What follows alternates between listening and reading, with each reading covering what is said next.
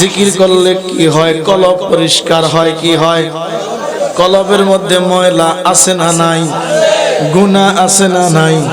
যার গুনাহ আছে তার কলবের মধ্যে ময়লাও আছে, ঠিক না বেঠিক?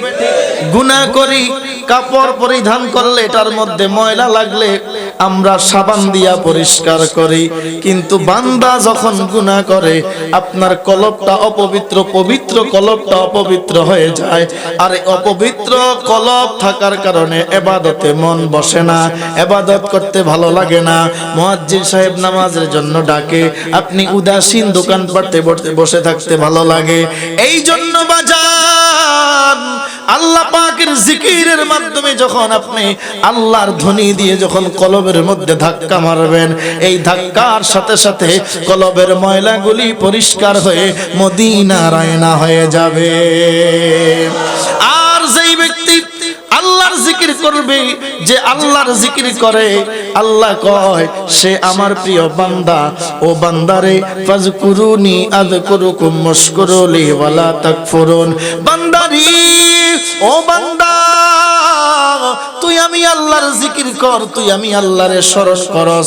বান্দারে, আমি আল্লাহকে স্মরণ করার কারণে, আমি আল্লাহর জিকির করার কারণে আমি আল্লাহও তোকে স্মরণ করি। তবে তোর স্মরণের মধ্যে, তোর মজলিসের মধ্যে বিভিন্ন প্রকারের গুনাহগার থাকে, বিভিন্ন প্রকারের মানুষ থাকে। আমি আল্লাহ যেই মজলিসে তুই বান্দারে স্মরণ করি, সেই মজলিসটা হলো আমার বেগুনা মাসুম ফেরেশতাদের মজলিসের মধ্যে।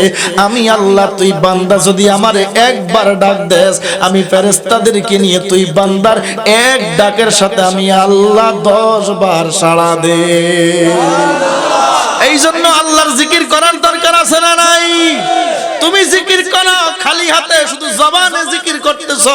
আমি আল্লাহ খালি হাতে নয়, তুমি জিকির করার কারণে আমি আল্লাহ তোমার জন্য আমি পুরস্কার স্বরূপ রেখে দিয়েছি জান্নাতুল ফেরদাউসের টুকরা।